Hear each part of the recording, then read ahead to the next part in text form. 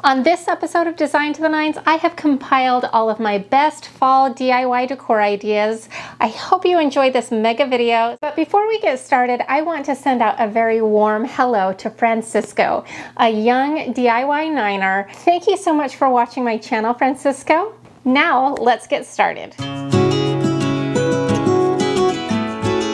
So for my first DIY, I've got a wood round. Now, before we start on this month's wood round, I want to show you last month's and let you know that this one would also work really well with what I've got planned today. But I wanted to do something new, but also hang on to this because I've got other ideas of how that we could make this same black and white stripe work with other stuff. So if you haven't seen that episode, make sure you check it out after this one's over, and it will give you the instructions on how to do this version. For today's episode, I have got a wood round that I'm really quite excited about, and I've got a free printable to go along with it. I have kind of an apple theme going on. What I thought it would be really cool is if it kind of had like almost a crate feel or like an apple barrel round feel. I don't really know how to do SVGs on my design software that I use, but I do have an image that you could download as a PNG and then go in and convert it into an SVG file. I have a printable for those of you who do not have a Cricut machine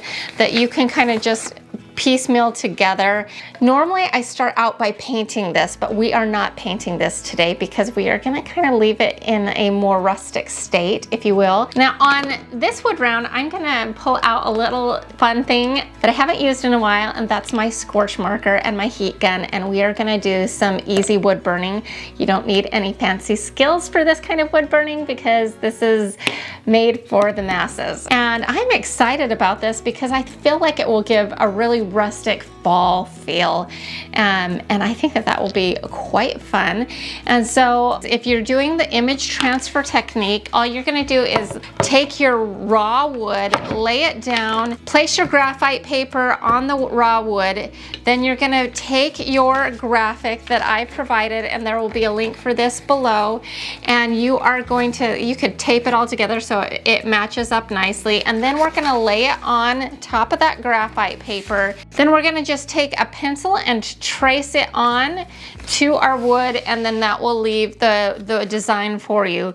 Then you can do one of two things. Then you can take your scorch marker and fill it in and do the wood burning technique. Or I thought it would also look great with black chalk paint or even a dark brown chalk paint. Just something that's really rustic. Now if you're going to do it the way that I'm going to do it, I made a stencil out of vinyl, and I had to split it in half because it's too wide to fit on their 12 by 24 inch mat. So you just divide that in half and cut it that way, and then we of course weed out all of the stuff that we don't use and use the transfer tape. So we're going to just peel off our stencil, place it on the wood the best we can. Make sure you're very careful to line the vinyl stencil up before adhering it to your wood round.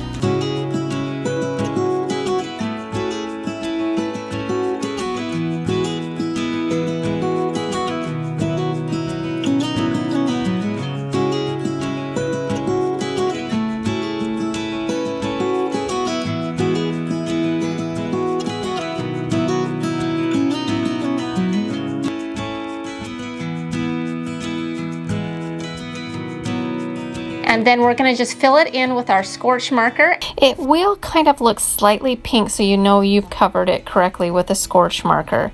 Now my stencil was cut to 17 inches, which is about a ½ an inch smaller than the actual wood round itself. So there's a ¼ inch strip on the whole circumference of the circle. I hope that makes sense. And I decided to fill that in around the edge because I felt like it would really finish that edge off nicely. Then you're going to want to make sure you peel back your stencil prior to burning. And then we're going to take our heat gun and we are going to burn that image on. Because of the size of the image, this took me about 15 to 20 minutes to burn on, just because I was trying to be very particular. Also, I actually really liked the burn spots, so where there wasn't an actual burning going on, I went back in and popped a little bit of burn spots in. After I had the image burned on, I considered staining it, which I keep going back and forth whether or not I should have actually stained it or not, because I do really like it this way, but I'd be really curious to see what it would look like with a warm stain or a gray stain over the top of it. But I really do think that this is a very cool look by itself. So in the end, I just ended up taking some finishing wax and waxing the wood and left it unstained. So what do you think? Do you think I should have stained it? Now, you could just use this as a decorative round, but I thought it would also look very cool as a serving tray. So I just took a couple of handles that were left over from my kitchen makeover and spray painted them in an oiled bronze color. Then I hot glued some Dollar Tree twine around the handles, round and round and round, and then I attached the handles to the sides of the tray. Now, I think both looks are extremely cool looking, and I think that the serving tray would be an awesome gift idea. I picked up the 18-inch wood round at Home Depot for $6. Then the supplies came to around $2, as we only used part of a scorch marker and a stencil. If you decided to use paint and my printout, it would be even cheaper. Turning it into the tray only ended up costing me an additional 50 cents, as the handles were discarded from my kitchen. I love how this project turned out. All right, so our next DIY, we are going to be making an apple topiary, sort of like a little centerpiece. And what I've got here is I have got this little cupcake stand. It's galvanized, what is it called? Galvanized metal? I don't know, whatever. Anyways, I've got this cute little tin cupcake stand that we are gonna be using as a base. Now I have this piece of foam from the Dollar Tree that we're gonna cut down just a little bit, and I'm gonna use my hot knife just so I don't get lots of stuff everywhere. This is like a nice clean cut because it's hot and you just cut right through it, and it makes it so easy.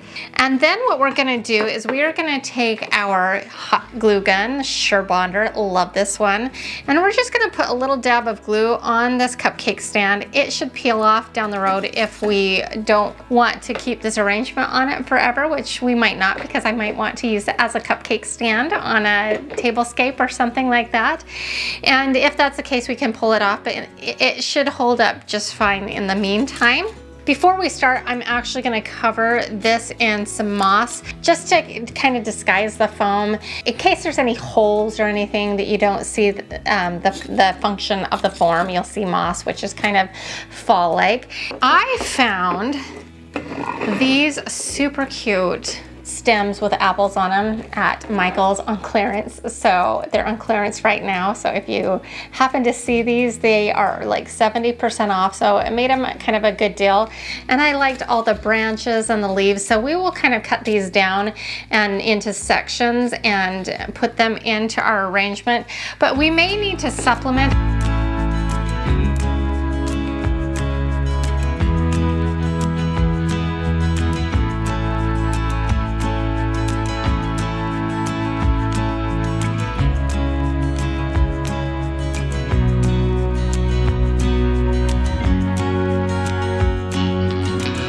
And then I'm going to use some extra greenery as a filler. I also have a little bit more of this for another DIY that's coming up in just a minute. So it's going to kind of be continuous. I'll use just a little bit of this in our arrangement as an accent. And I got this on super clearance at Target. I think it was from the Magnolia collection. I didn't pay more than like $1 for the stem. So it was super inexpensive.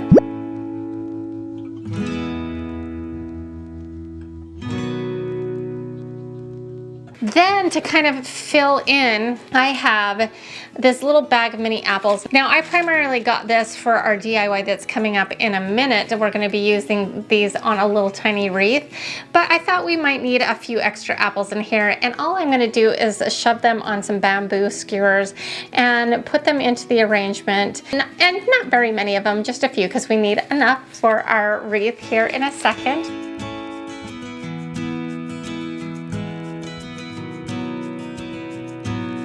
I just love how this arrangement turned out. It might be my favorite one from my Way Cool Dirt Cheap series of all of the topiaries that I've done. This came in at around $10, and even though it's on the top end of my budget, I think it's worth every penny. So if you watched the summer Way Cool Dirt Cheap episode, I did 2 versions of a lemonade stand, and we are going to be flipping it around and doing the other side. Now, I wanted to show you one of the reasons why I don't love Mod Podging things. When I did this sign, I was actually kind of excited because it turned out really good and the image was nice and flat, and I was like, yes! But ultimately, this is what always happens with Mod Podged paper. And I don't know if it's just because I live in Florida where it's a lot more humid, and so the humidity creeps in and messes it up. So if you've got solutions for me on that, help me out, because this was perfectly flat. And now you can see that it's kind of bubbled up and it just doesn't look good anymore. So I'm not going to be redoing the Mod Podge version. So what we're going to do is we're going to take this sign where we did the image transfer technique, and we're going to flip it over and do it on the reverse. So you've got dual duty, you've got summer, you've got fall, all in this. And if you want to see how I put together this little ledge sitter and what fun product that I got for free, then I'm going to refer you over to my Summer Way Cool Dirt Cheap episode. So all we're going to do is separate it. You can see that it should... Let's see how good my muscles are. There we go. It does pop out. Now we can work on the back side, and I've got another free printable for you. It's so cute, and it goes with our big one that's coming at the very end of this episode. So stay with me to the very end of this episode. If you did want to do Mod Podge because you don't have those puckering issues that I have, then I do have an option, and that's this top portion right here. That one you can just cut off and Mod Podge onto a block of wood or on a ledge sitter. But today we're just going to be doing the image transfer technique because I'm not a fan of this method unless somebody helps me out and comes up with a better solution. For the image transfer one, we're going to be using this reverse image right here, and we're going to just cut that off. And then of course I've got my Liquitex. I've had this for a year or two now, and you know, you just use it a little bit here and there. So this is a great product. I did have somebody tell me that they have used Mod Podge to do an image transfer technique. Now I can't vouch for that because I've just never tried actual Mod Podge. What I have tried is Mod Podge's image transfer product, and I was not super impressed with that, to be honest with you. And this got me a way better result. So that's why I like the Liquitex. So all you do is just kind of brush on a generous amount of it, and then you take your image and you place it face down onto your piece of wood and smooth it out. And then you let it dry for as long as it needs, a few hours.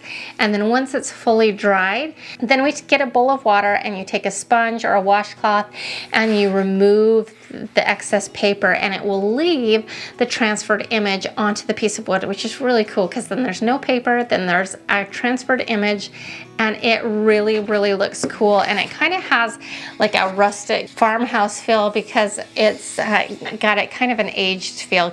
You want to kind of be gentle about removing the paper.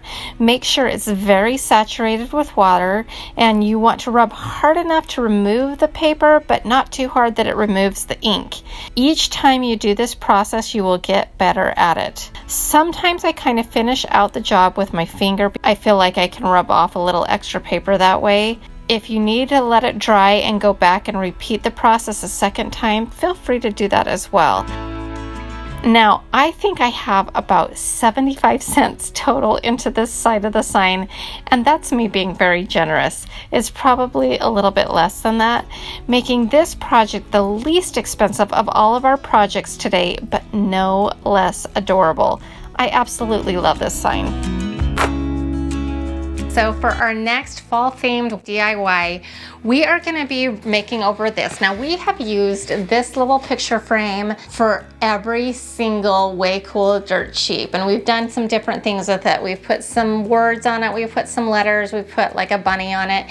And last time I put this little lemon wreath on it, and I thought that was so cute that I kind of wanted to do something similar for the fall.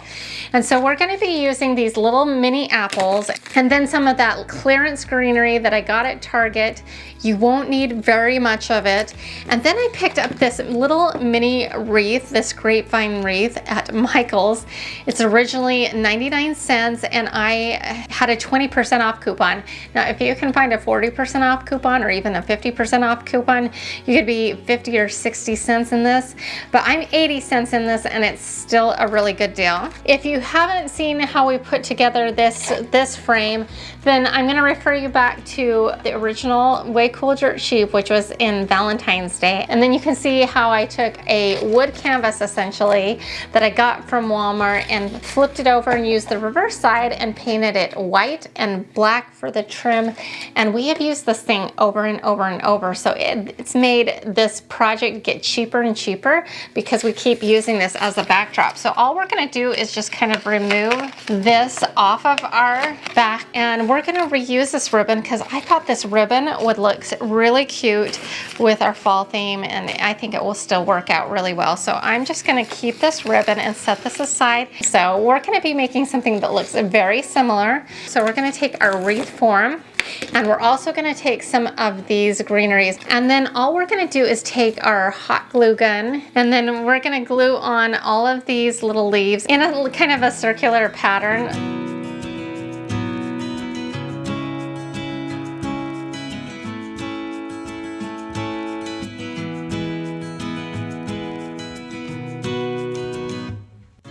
Then all we're going to do is glue on our apples.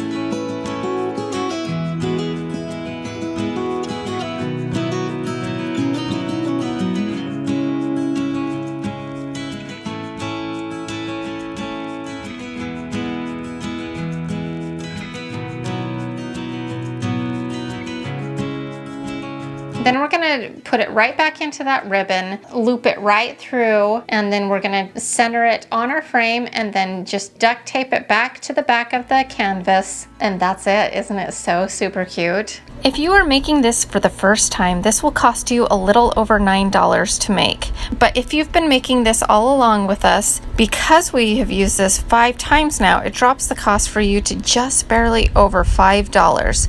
And we will continue to use this in the future, making it less and less each time, making this a very versatile piece of decor. This is a free print, and I'll put the link in the description box below with all of the other prints. It will all send you to the same spot. But this was my print from last month, and I got a lot of positive feedback on this, and I just love this one. And I'm telling you what I have got planned for this time, and then also what I've got planned because I've already designed them for Halloween and Christmas. At Christmas I designed like 3 of them. So, and winter. So we'll see which one I ended up giving for free. The one I've got for today is so super cute. It's keeping with the apple theme. It is that, as you can see. And really what I love about this DIY is really all you have to do is print it out and then stick it in a frame of your choice. And it is so cute and so easy. You almost can't call it a DIY, but because you have to go through a little effort, I'm going to call it a DIY. But that's just my little gift to you for watching my channel. So you can notice this one does not have a stripe in it, and I thought that would work because that would match a lot of people's decor. Last month I had like a French stripe that went down the middle of it, and I also offered it in multiple colors. Well, I am doing it with a French stripe for this apple one. You can print it out at home, and then this is like a Dollar Tree frame that is actually pretty cute. So you can do this for $1. But I have this big 16 by 20 that I've had forever. You could do it in the bigger size. I go to Staples because I love their print quality. I think it's the best print quality. I love it, and it ends up costing me around $13 or $14, which is a little more than the $10 budget, but you can do it in the smaller size and do it for much less. You can also print it at Costco for $6.99, which is a great price for a big 16 by 20 print. So that's the cheapest place to get it done. So if you want it with a French stripe, it will be available in my Etsy shop. I try to keep their prices down really affordable, and it comes in multiple colors, including this kind of seafoam color. I'll put a link for my Etsy shop in the description box below so you can check that out, as well as all of my other prints that I have available in there. And I'm trying to constantly add to the selection there. So you can see what it looks like with the barrel top looking one that we made this time. and what it looks like with the stripe one from last time. I think both look super cute. Which one do you prefer? As far as cost, if you're doing the large print, it'll cost you somewhere between $7 and $13. And if you do the smaller size, you can get the job done for around $1.50, which is well under budget and super cute, I might add. Before we move on to the next DIY, I wanted to just briefly tell you about Antique Candle Company. They make the most amazing smelling candles ever, and they come in these really cute jars with the antique lids. What I really like about them is that they are made right here in the USA in West Lafayette, where one of my alma maters resides. And these are 4 candles from their fall line. They all smell so amazing, I'm telling you. We've got pumpkin spice, and it smells just like a pumpkin pie, maybe even better. Maybe they've even perfected the pumpkin pie, I don't know. And then we've got warm caramel crumble, fall harvest, which really smells like fall in a jar, and then autumn woods, which is kind of like a muskier version of fall, and all of them smell so good. So if you're interested in learning more about Antique Candle Company, I'll put a link for them in the description box below, and you can check them out. So back to our next DIY. Now, whenever I do a Cricut project, I get usually one of 3 types of comments. The first is, I love my Cricut machine. It's so much easier to use than I thought it would be. The next is typically, oh, I have a Cricut machine, but it's still in the box. And I always crack up at that one because I'm like, get it out of the box. It's so much easier than you think. And then the last one is that looks way too intimidating, way too complex for me. That's for advanced crafters. And I'm here to tell you today that it's for everybody. We're gonna do 3 projects, and I'm gonna walk you right through them, showing you just how easy it is to use a Cricut machine. So I've had this sign forever. It used to be in our little playroom in Maine, and my kids are getting a little bit older. They don't really have a playroom anymore, but I have this sign, and it's well built, and I really like it, but I have no need for a playroom sign. So I'm gonna make this over, and that's hopefully gives you a little bit of inspiration if you have a sign that maybe is a little outdated, doesn't match your decor or your lifestyle or whatever, but it has a good solid structure because this is made out of wood. It's awesome. So we're gonna paint this in a sage green, and this is called Cactus by Deco Art. And we are just gonna paint the entire thing.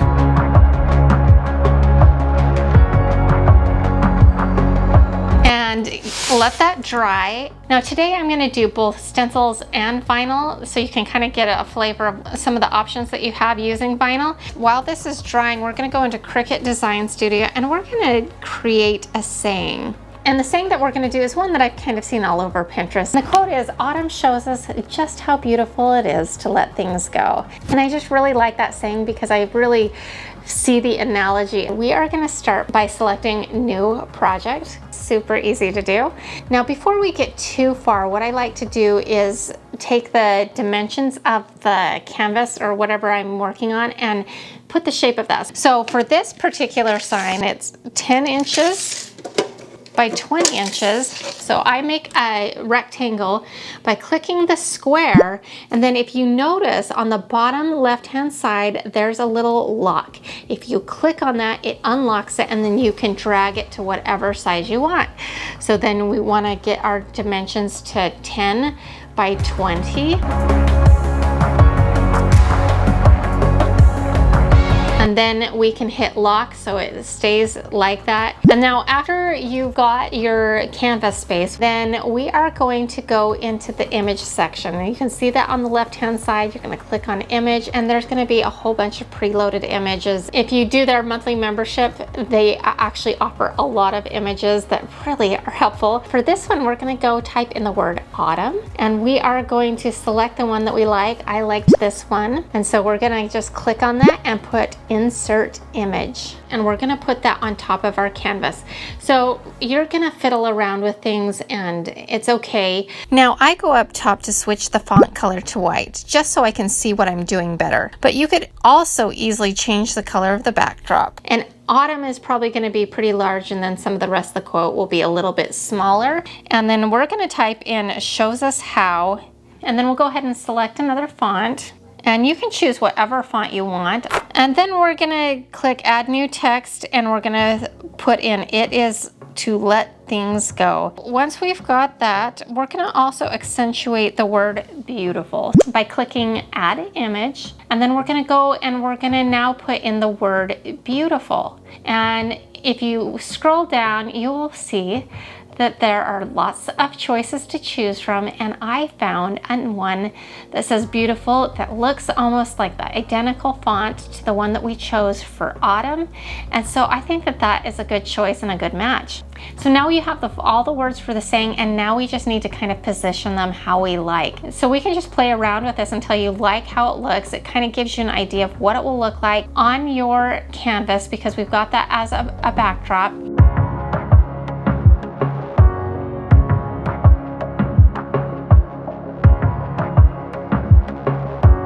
And once you like the way it looks, what I'm gonna have you do is go over on the right-hand side. You're gonna see like a little eyeball, and then you're gonna click on that. And what it will do is it will hide our rectangle, because we don't really want that cut out. We are just using that as an idea of what we want it to be like. You're gonna click your right button on your mouse, and you're gonna create a big box, and it will highlight all of them.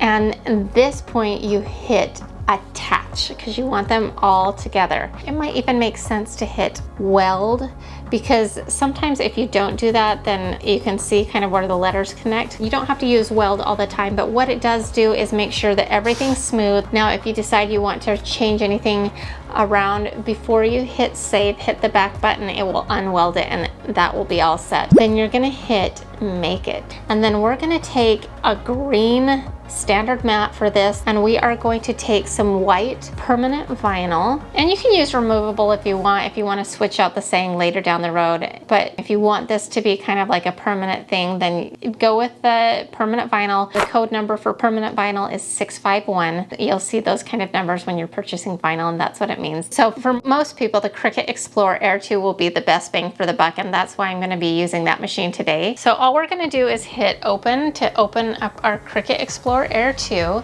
and then we're going to make sure that our dial is set to vinyl, because that is what we are cutting. And then we are going to take our map and load it into the machine. You're going to see the double arrow sign, and you are going to push that button and kind of help it along, and it will feed the mat into the machine. Then you'll see the little Cricut sign, or the C. It will start blinking, and this is when you hit that button, and that will start cutting it. And then you just sit around and you chill out while it cuts, which doesn't take too terribly long. Once it's done, then you hit that double arrow again, and that will unload. Now it's time to weed. Now we're gonna peel back our vinyl. Weeding is so much fun to do. It's actually completely satisfying for some odd reason. And all we need to do to weed it is take a hook, and then you just kind of poke it into the stuff that you don't want, and you pull it back. You wanna make sure you get everything on the inside of the letter, so all that's left is your vinyl decal. Then we're gonna take some Cricut transfer paper, the regular stuff, not the strong bond. This is just, you need the regular plain old kind. And what I found about Cricut transfer tape is that you can actually reuse it. Now, I know a lot of people like to use the clear shelf liner stuff, and it does work, but I find that you can only get one use out of it. Whereas with the Cricut transfer tape, I can reuse it over and over and over again and get many uses out of it. So I'm taking my reused transfer tape. I'm gonna show you how to get it nice and smooth, you know, not puckered and all of that. And if it puckers, it's not the end of the world. Like literally, it will still be fine. But what I like to do is I take that hook again, and I kind of get the little corner of the transfer tape, and I poke through the backing on it and peel off a corner.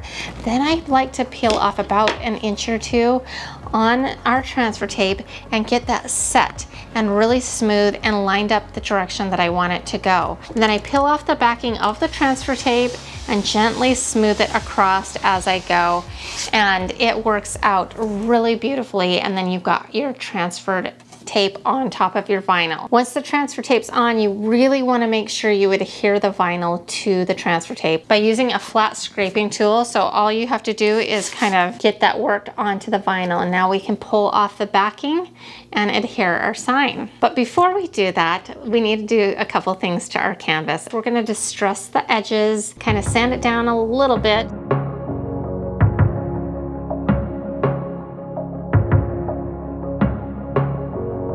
Now that we have our vinyl ready to apply, we center it down on our board or place it where we want it, and then we smooth it out with our hands. And then we take our scraping tool again and rub really hard, rub, so that it sticks down to our canvas. Once you feel like you've got it rubbed really good, you're gonna start to peel off the transfer tape, and then you have a beautiful sign. For me, because I'm reusing an old wood canvas that I already have that would have probably ended up at a thrift store because I had no use for it anymore, but because I'm reusing that canvas, all my expense was for a little bit of vinyl, which if you find on a good sale or if you buy it in bulk, it would be maybe $1 to $2 and maybe a little bit in paint. So this is like $2 or $3 total. If you'd have bought this in the store, you would be looking at easily $30, $40 for this. So the savings are massive when you're doing your own DIY decor. And then you can take that savings and pay yourself back for the initial investment of the Cricut machine. And that's one thing that I found with owning a Cricut is the more I use it, the more it pays for itself. I walked into Dollar Tree and I saw these little kind of chalkboard signs that I thought were super cute, and they're like ledge sitters, which are really similar to something that I've made myself. They're a little smaller in size. Now, I am really picky when it comes to my Dollar Tree stuff, so I really am impressed by this, but I kind of wanted to like take it up to the next level. You know me, I don't want it to just be like that. You could just do it like that and that would be really inexpensive, super easy, but I thought we could, you know, dress it up a little bit, make it a little bit fun. So I had this in a pack of 4 from Hobby Lobby. These are just like some wood plaques, small, like 4 by 4 inches. And then I found these little mini candlesticks at Hobby Lobby as well in a pack of, I don't know, it's like 4 or 6. And of course I always get these when they're like 50% off.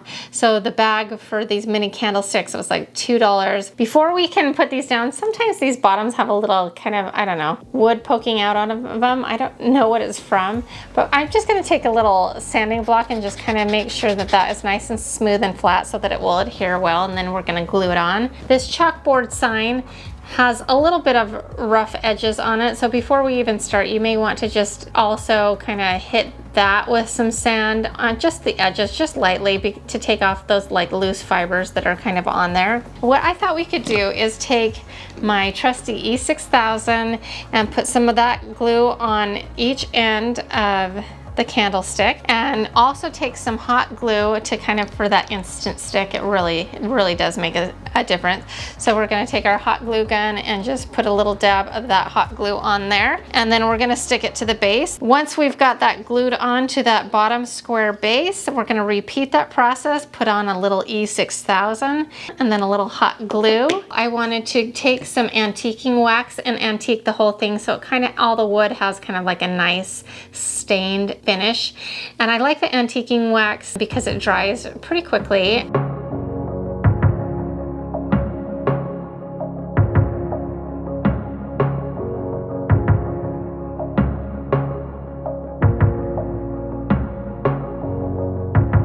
And then we're gonna let that dry, and while that's drying, we're gonna go into Cricut Design Studio and make a really simple vinyl decal.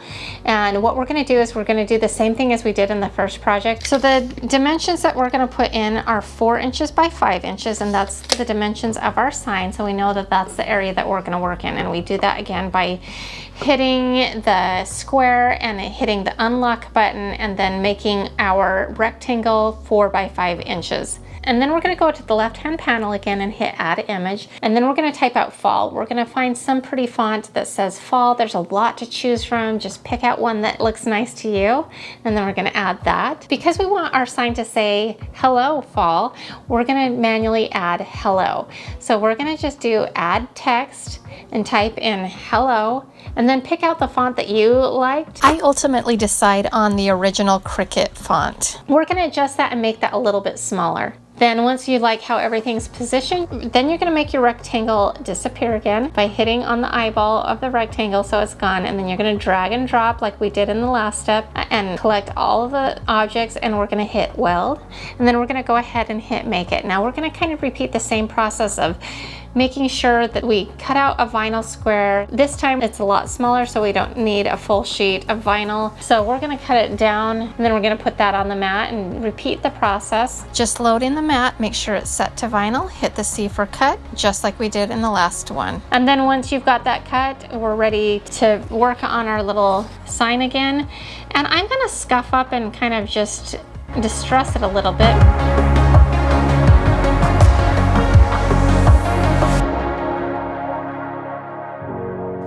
And then we're gonna apply our decal.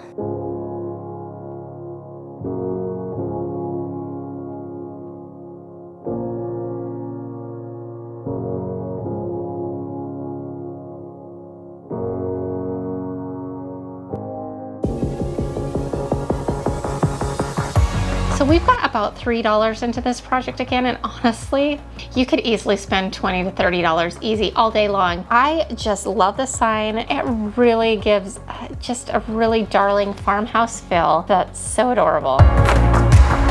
For my last project, I really wanted to show you how easy it would be to do a reverse stencil. This is going to be a non-traditional stencil, but super easy, I promise. You're going to do this and you're going to go, oh my word, I made that. It's so beautiful. I'm so proud of myself. And you're going to really feel very artistic. So I'm going to start out with this craft square that I picked up at Michael's. I think they're normally like $4, and I had a 40% off, so that made it about $2.50 or something like that. Then I have these paint sticks that I pick up from Home Depot. They come in packs of 3 for 99 cents, and you're going to need 4 of them, so you're going to actually need 2 packs, because we're going to kind of build a frame out of these. So now what we're going to do is we're going to take our crafting square and our paint sticks, and we are going to cover them all in antiquing wax, and we want this all to kind of have a stained feel, and you'll see why in just a second. That will be our foundation.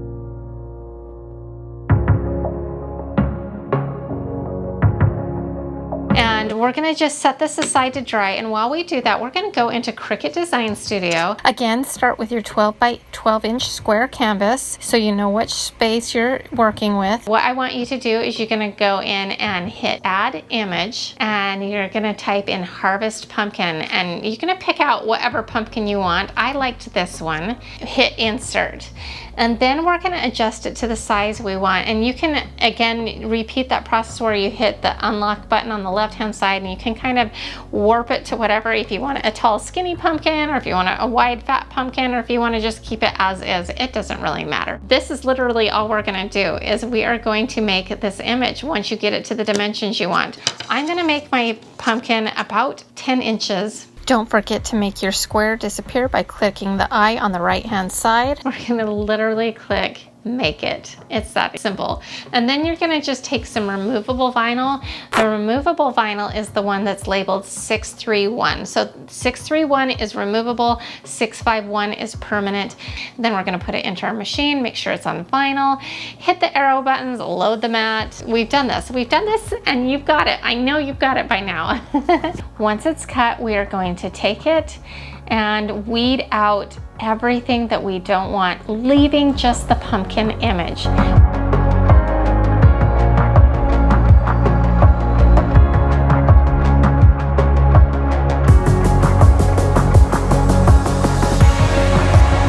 going to attach our transfer tape as we've done before.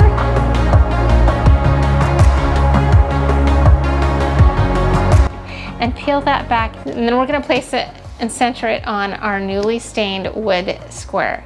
So then we're gonna rub it on with our scraping tool, and then we're gonna carefully peel back our transfer tape, leaving the pumpkin.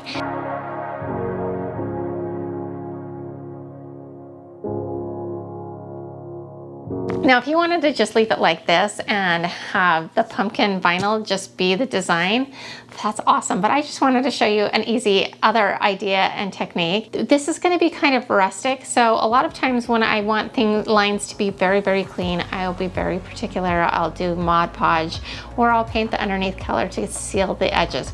This one's going to be kind of rustic, so we're going to just kind of pounce on some white chalk paint to kind of go with our whole look and keep everything kind of cohesive.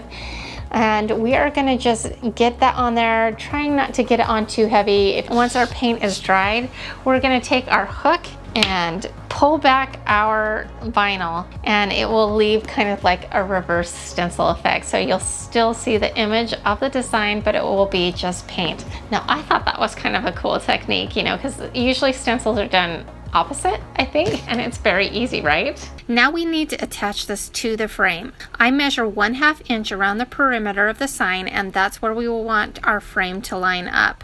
Then I just use a miter box to saw them down to size. I make sure the longer ones are on the outside edge, and then I take hot glue and E6000 to attach it to the frame.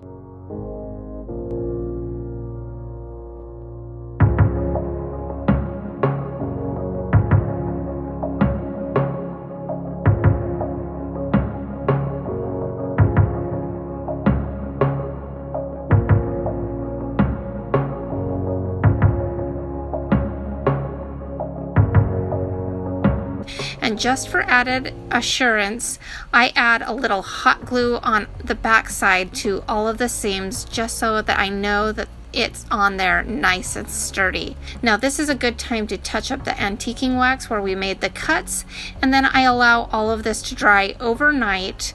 And then after it's nice and dry, I went back in and sanded down the edges for that rustic farmhouse feel of the sign. And then our picture is done. So all in all, we've probably got less than $5 into this. You could easily spend between $30 and $50 for this at a boutique store or even Hobby Lobby or Kirkland's.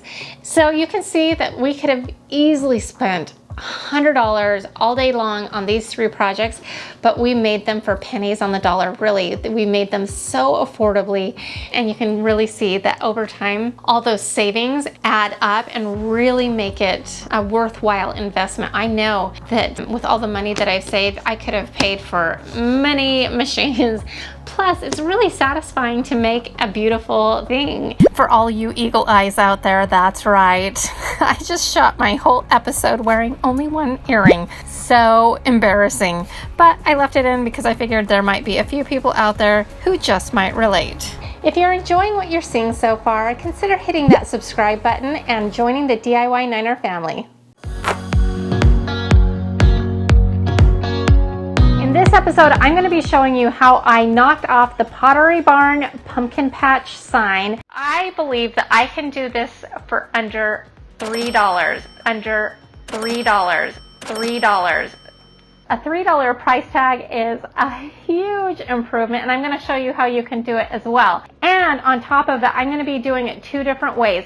One way that I think is going to be more authentic and a closer match to the original, and then the other way I believe will be a little bit more user-friendly, aka a little bit easier to do. The first thing I needed to do was figure out how to do this pumpkin patch design, because it was pretty intricate. Lots of different methods that I went through. What I did is I actually designed a printable. I think this printable is an extremely close match to the Pottery Barn version. Stick with me to the very end because I'm going to tell you where you can get this printable for free. Yes, I'm going to give it away to you for free. I've got you covered.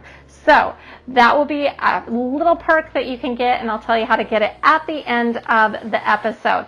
So I'll be using this for option 2, which I'll explain a little bit later. But I think the way that we're going to get the most authentic looking result is doing an image transfer. I could be wrong. It might not work out. But if all goes according to plan, I really believe this will be the more authentic look.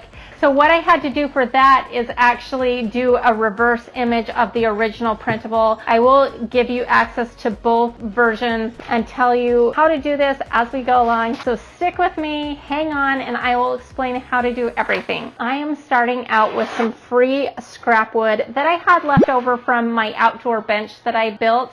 So this is free to me. It is totally possible to get free plywood. If you don't know someone who has a pile of scrap wood, you could hit up a construction site and pick through their dumpster. You could dumpster dive, but I'm not going to tell you whether to do that or not do that. That'll be up to you. But if that makes you a little uncomfortable, You can definitely hop onto Facebook Marketplace, a lot of free scrap wood that people are willing to just give away for free, and you could take a couple of pieces and save them for future projects that we may be doing or that you might have that you want to do. Worst case scenario, you do have to buy a small piece of plywood, which shouldn't cost you very much if you're buying it in a small quantity. The original dimensions of the Pottery Barn version were 13 inches by 17 inches.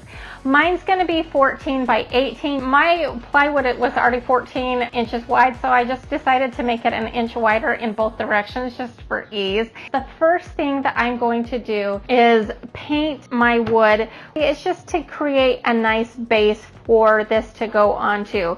So I'm just using some chalk paint because I kind of want it to have a flat matte finish. To speed up the painting process, I just go ahead and dump the chalk paint right on the board and spread it out with my brush. Simple as that. Our white chalk paint is dried, and now we are ready to proceed with the next step. So I have this Liquitex product. It's a gel medium in matte, and this is left over from my monogrammed Lazy Susan tutorial. If you haven't seen that one, I will put it up above as well as below. This is a gel medium that helps you transfer images. There are some other image transferring mediums out there. I prefer this Liquitex product. I've tried some of the other ones. This one seems to get the best result. So what we're going to do is very carefully just brush it on, somewhat generously onto this wood, and then we are going to take our image and now lay it flat down and rub it onto the gel medium, and then we are going to let it sit for at least 2 hours for the image to really transfer well and fully dry. Now it's time to remove the image transfer. I am expecting this part to be pretty tedious. I'm going to start up top, and we're going to wet the paper. And then I also have a bowl of water in case we need it. I've got a rag, and we are gently going to start rubbing away the paper, and hopefully it will reveal our image. You want to make sure you rub hard enough that the paper comes off, but not so hard that the image also comes off. So we just got to apply the right pressure.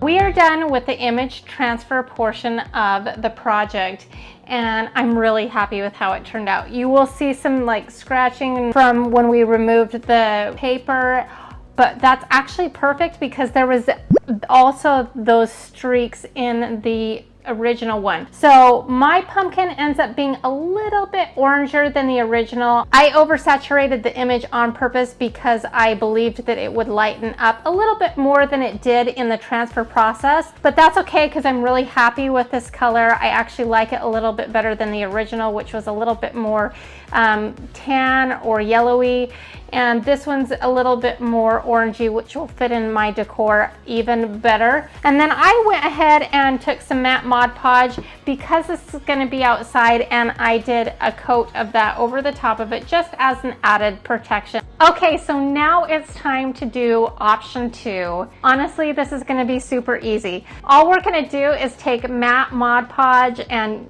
put some matte Mod Podge on the back, stick it to our piece of wood, and then do a protective layer of matte Mod Podge over the top and let that dry. The Mod Podge on our option 2 has dried. It looks great. It actually settled way down a lot of that puckering and bubbling, flattened out as it dried. There's a little bit towards the edges and the bottom, but actually that's going to be covered up by our frame, which we are going to do right now. So how we're going to go about doing this is we are going to first get it out of the package.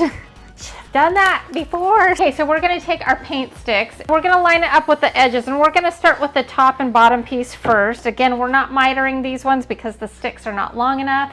If you want a more accurate look, go ahead and get some strapping or some kind of flat molding and do the miter edge, but since these are not long enough, we're not going to do it that way. So we're going to put it underneath, and then we're going to just trace it, and that gives us our cut mark. If you don't have a power saw, they sell these $1 hacksaws at the Dollar Tree, and just very carefully make that cut.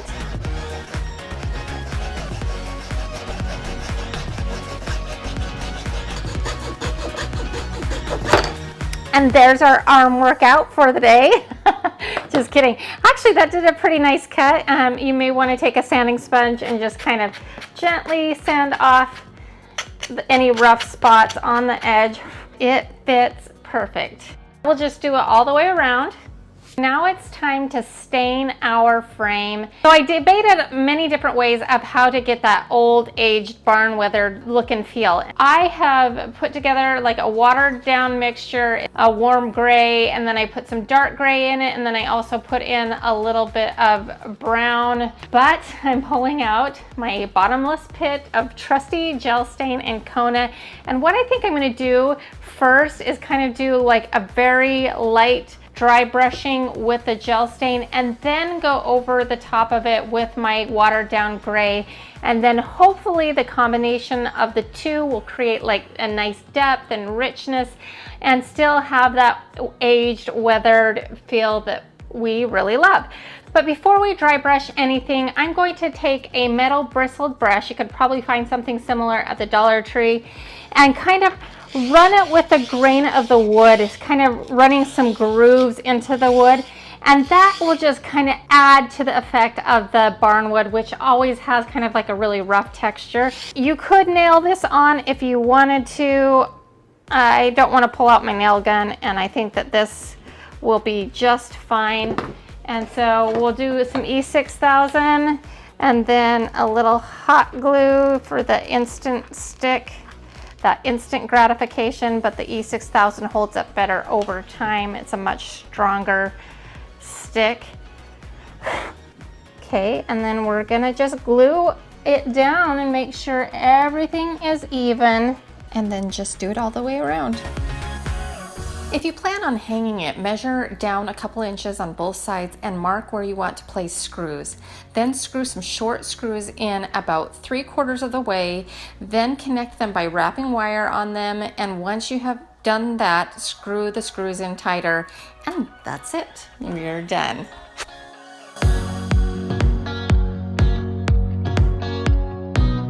All right, my Pottery Barn pumpkin patch sign is done, and I am thrilled with how it turned out. I honestly feel like this dupe might be one of my best yet, but you'll have to let me know in the comment section below. Also, let me know in the comment section below if you liked the Mod Podge version or the image transfer version. This one's a little bit easier to do. I think this one is a little bit closer matched to the original. So as far as how much each one of these signs cost me, to have them printed out at Staples was about 70 to 75 cents. And then of course the paint sticks, you're gonna need 4 of them. That's about $1.33. My plywood was free, and the stains and the paints I kind of already had on hand. So if we add in a little extra for all of the supplies that I had on hand, the Mod Podge version would probably come in about $2.50 to $3. This version came in about $3.50, maybe $4 if you include the gel transfer medium, the amount that we used anyways. So cheap. This episode was shot under hurricane duress. So let's get started. We are going to be making some pumpkin topiaries. So I picked up these foam pumpkins, and they are honestly one of the cheapest looking pumpkins I have ever seen. But the goal is to kind of give them a faux stone, faux cement with moss on them effect. When I first had this idea, I really wanted to do real cement pumpkins. Then I decided that I just wanted to do something a little bit simpler that has that same kind of look and feel. So the first thing that we're gonna need to do for our pumpkins is get rid of all of these rough ridges. So what I'm gonna do is I'm just gonna sand them down a little bit, and then there's like this little seam where they put the 2 pumpkin halves together. I'm sure they use some sort of mold and then put them together, and there's a seam. And I'm gonna just take a little bit of this dry deck spackling and try to kind of fill in that seam a little bit, and then we'll let it dry and then come back and sand it a little bit. And then they will be prepared for our cement spray paint. It's Rust-Oleum cement, and there is a technique of spraying styrofoam because you can melt the styrofoam if you don't do it right. I've set the pumpkins aside, and now we've got to do the kind of like the base for the topiary. And what I decided to use was some terracotta pots. Now orange does go with Halloween, but I feel that if we are doing like an aged mossy cement pumpkin, that we can't just leave these alone. We kind of need to give them an aged patina as well. And we're going to age them with a little white chalk paint. And I have got to put on my gloves. Did you notice in the last segment I did treat myself? It will probably be totally ruined by the end of this episode. Okay, so I'm going to just be taking some white chalk paint. This one's by Folk Art. Just kind of brush it on in like random spots. Then I've got just a little bit of water here and a paper towel. Just get it wet and then kind of do a whitewash. Take your wet paper towel and do the same thing on the inside. So now it's time to paint our pumpkins in this Rust-Oleum cement paint. The secret here is lots of little light coats, and you don't want to get too close. You want to stay about 12 inches away. Then we will flip them over and do the tops. I picked up this dowel at Michael's. It was about $1 if I didn't even use a coupon. But now we're going to measure it in half. It's about 36 inches, so half is 18. Normally I would use my saw, but I know not everybody has a saw. And so I wanted to show you another option, especially something like a dowel. I picked up this little hacksaw at Dollar Tree. We're simply just going to use it to cut it right in half.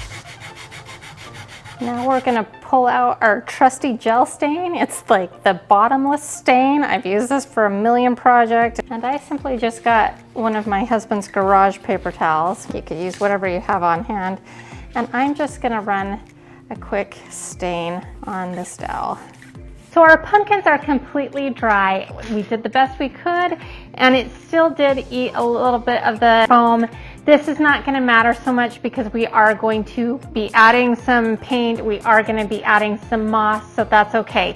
As far as the cement spray paint, I think on the styrofoam, you would have been fine just using gray paint, honestly. You could probably try gray chalk paint and you probably would have had a better result. That's my honest feedback. We're gonna pull out our white chalk paint and we are going to add a little bit of dimension, a little bit of a chalky finish, kind of to, whoa. I left some chalk paint on my brush and put it in a Ziploc bag. I thought it would be okay. It was not. Live and learn. A Ziploc bag isn't fail-proof. We want this to go on actually pretty dry. I put some paint on and then I'm going to dab a lot of it off. Dab it into the ribs. And then a little bit on top here. So I'm just going to do this to the rest of the pumpkins. Then I'll meet you in the kitchen. We're going to take some of this moss that I picked up from the Dollar Tree and we're going to blend it. And I know that seems kind of odd, but I didn't want chunky moss. I don't think we're going to need that much, so just a little bit. I want to assemble our topiaries. First, we've already added our foam, and then we're going to add our dowel right to the center. So that's in there sturdy. I don't want to push this through, so what I'm going to do is I've got my drill. It's pretty easy to do. We're going to put on our first one facing it the direction we want.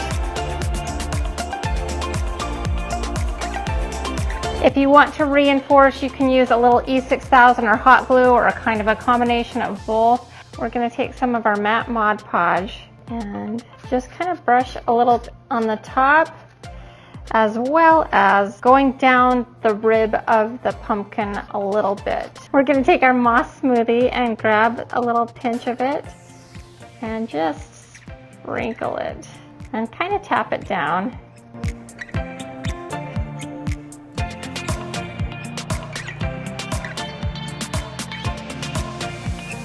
So our second project is I found these kind of paper mache pumpkins at Joann's and I thought that they were so cute.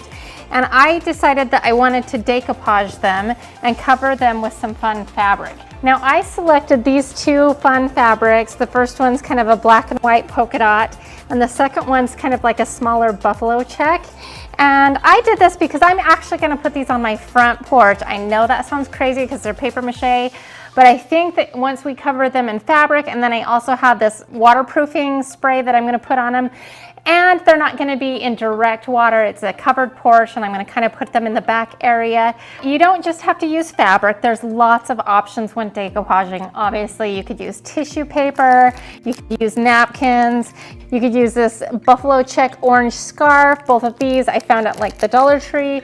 So those are some options as well. But I really liked these fabrics, and I kind of had a vision in my mind for what that would look like. So you'll find that my style's a little bit country, a little bit rock and roll. There's a little Osmond plug for you. So we have kind of like the gingham and the polka dot, which is a little bit more country, but we're going to make it a little bit rock and roll because I'm going to paint the stem and the leaves in kind of bold colors. The stem's actually going to be black, and then we are going to paint the leaves in like a Kelly green. We're going to start by doing the leaves first so we can get paint all over. If we get some on the pumpkin itself, it won't matter because we're going to be decoupaging.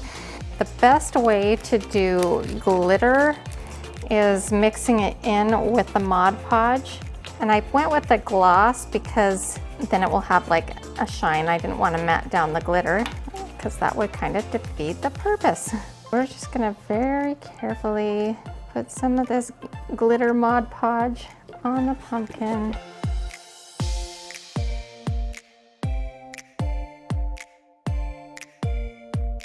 Now our glittery leaves have dried. I'm so excited because they turned out fantastic. Mixing it in with a Mod Podge makes it so it doesn't flake off and make a huge mess. So anytime I now glitter anything, this is going to be my new technique because otherwise it makes a huge mess, and this way it really contains the glitter. You still get the sparkle.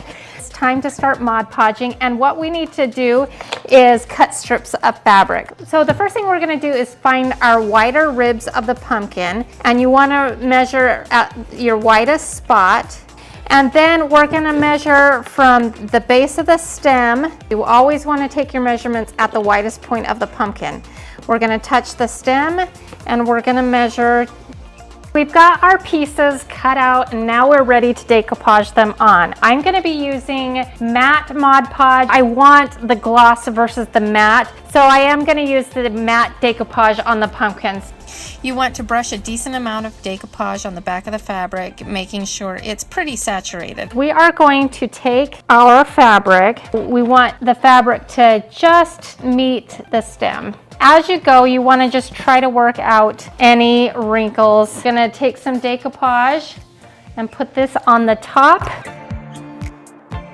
Use the decoupage and your brush to kind of work it into those crevices, working out some of those wrinkles. I'm just going to take some blue painter's tape. I don't know, I didn't do this to begin with. And just kind of tape these two leaves up and out of the way.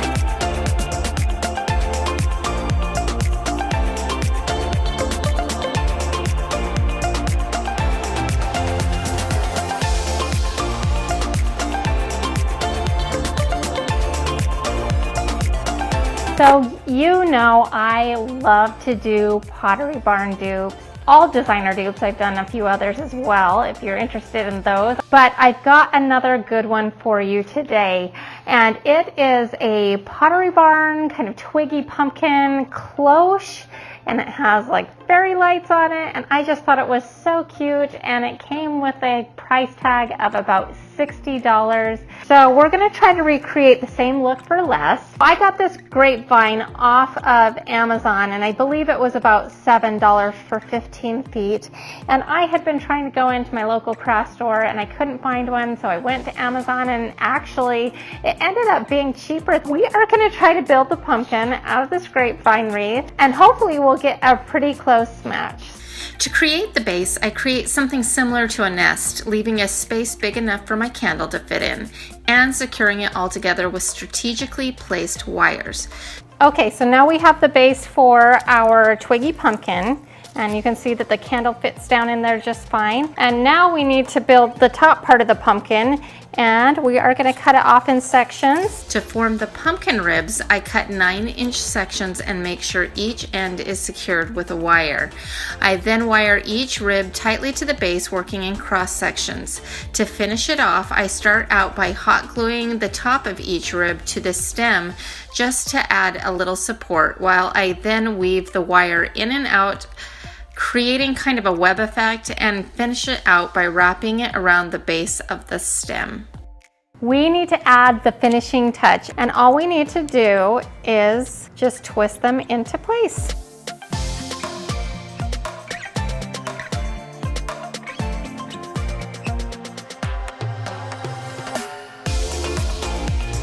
Well, my pumpkin projects are done, and overall I am happy with the results.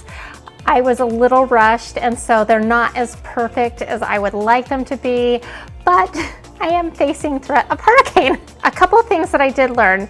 If I were to do these faux cement ones again, I would probably go ahead and splurge and spend more money on a nicer pumpkin, because I think that we would get a much better result. But for less than $5 for each one, it's a good result, but not a great one. And I also think if we were to use these same pumpkins, if we went ahead and used chalk paint, we would also get a more smooth, better result. But they're cute and I do like them. And then we have our decoupaged fabric pumpkins that are just, they are so cute. They might be my favorite. I don't know. You'll have to let me know which one is your favorite. You will probably be seeing those make an appearance on my fall front porch coming up here soon. And then what do you think of my Pottery Barn dupe? I think that that's a pretty decent look. I felt a little rushed, so I think if I would have had a little bit more time, I could have gotten it a little bit better. But overall, I am happy. And you know what?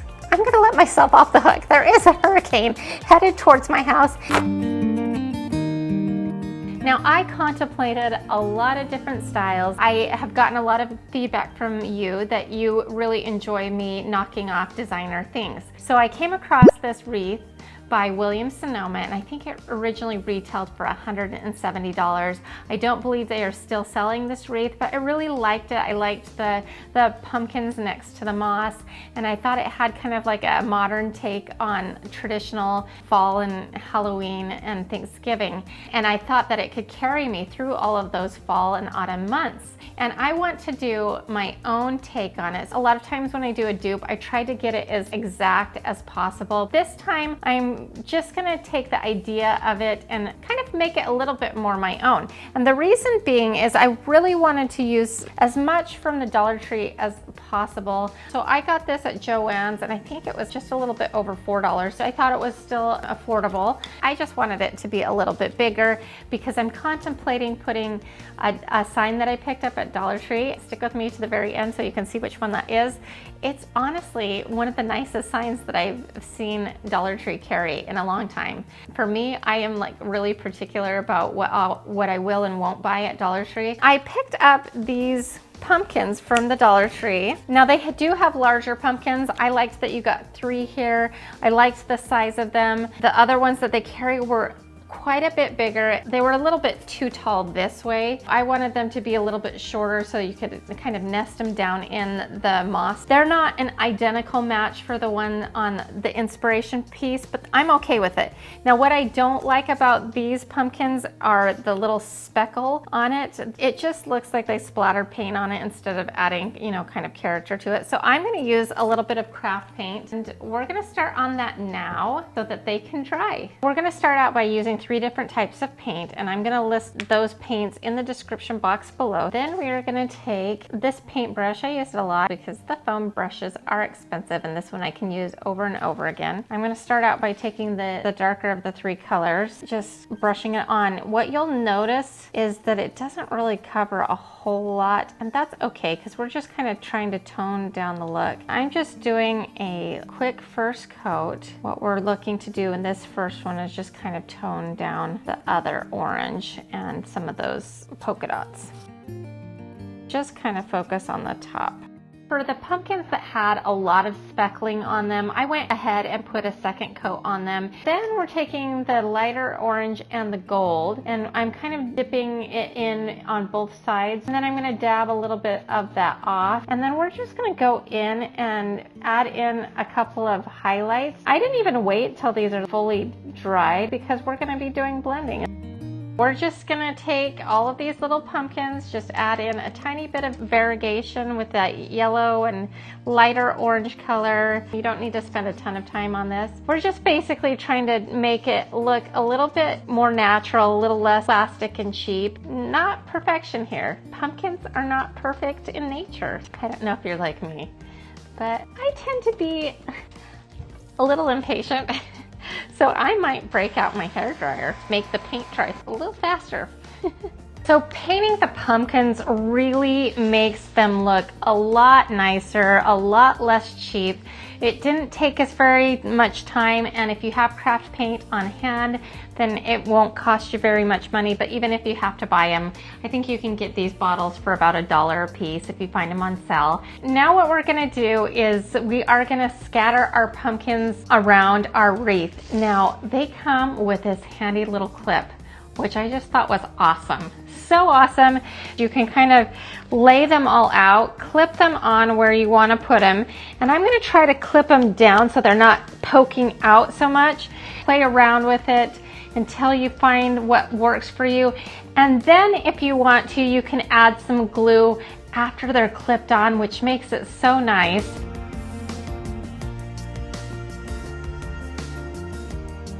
So now we're going to take some of this moss that we got at Walmart, and we are going to make a big ginormous mess, because working with moss is like the messiest job on the planet. Just know that going into it. I'm not exactly sure how I'm going to do this, but I think I'm just going to put some hot glue on the moss and just stick it down and fill in the cracks and crevices with the moss. So you might have to just kind of break it off in chunks like that, and then some glue on it.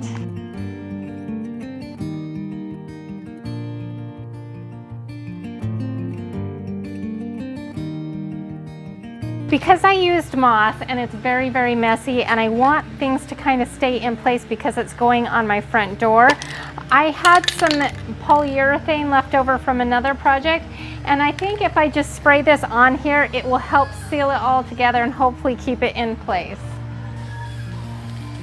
Now it's time to add a ribbon. You start out with a long tail, twisting and looping and trying to keep all of the loops somewhat the same size, maybe getting gradually bigger to the outside one. Then you slip a wire through the loops, twist it really tight, and then cut off the excess on an angle. I attached this to the wreath with a little hot glue.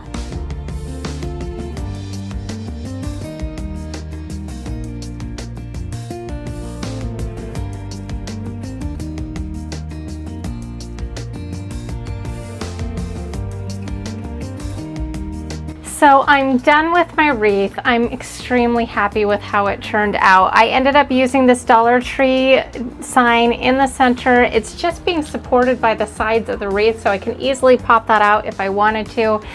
I have about $20 into this wreath. You could almost get away with using 1 or 2 more packages of the pumpkins to kind of get a more condensed pumpkin look. So let me know in the comment section below what you think of my wreath. I think it's going to look fantastic with all of my other fall porch decor, so stay tuned for that. I am decorating my front porch for fall. So the first thing we're going to need to do is for me to disassemble the existing decor and give it a little cleanup.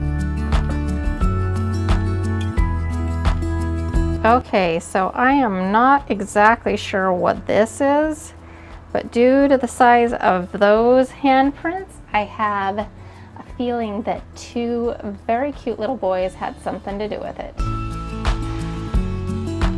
I need to switch out the pillow cover for the pillow on my front bench for something more fall themed. And I've had several of you request for me to do a Rae Dunn inspired dupe or knockoff. And so I thought this would be a perfect opportunity. So I have this pillow cover that I got from burlapfabric.com a few months ago, and it's canvas, really high quality. I love it. It was a little big, so I just stitched it down to the right size for me. Super easy sew job. I got this printable, and I'll put the link for it below so that if you want to do this as well, you can. I just think that that is such a cute saying. It's really on trend right now. I start out by using the same technique I have used several times in the past, and that is using the graphite paper and taking my printable and tracing it onto my canvas pillow. Then I just use a paint pen and go over my tracing marks to do my Rae Dunn inspired lettering. So our pillow cover turned out pretty darn cute, I think. But I think we could bring up the cuteness factor just a little bit by adding some cute little pom-poms to the corner. So I'm going to show you how to do that.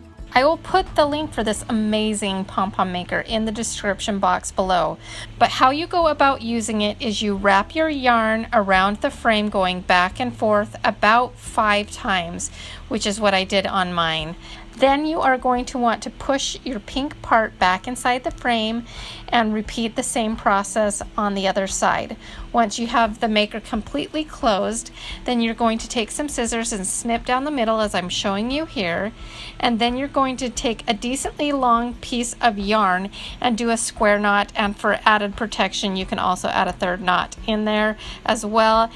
And then you just open up the device and reveal your pom-pom, and if at that time you would like to do any trimming, you can. To attach the pom-pom to the corners of the pillow, you are going to start out by taking a piece of Scotch tape and wrapping it around the end of the yarn, creating a point with your wrapping or with a pair of scissors. This will help you thread it through your large needle. You do not need one this long. This is just what I had on hand. This is an upholstery needle. Push each strand through the corner of the pillow and remove the needle. Then tie several knots. Cut off the excess, but leave just a little bit just in case. Such a cute touch for not very much money. I think I'm going to be putting pom-poms on so many things now. So I picked up this antique toolbox a few months ago, and I thought it was really cute. The price was really good, but I knew that I would need to do a little something to it.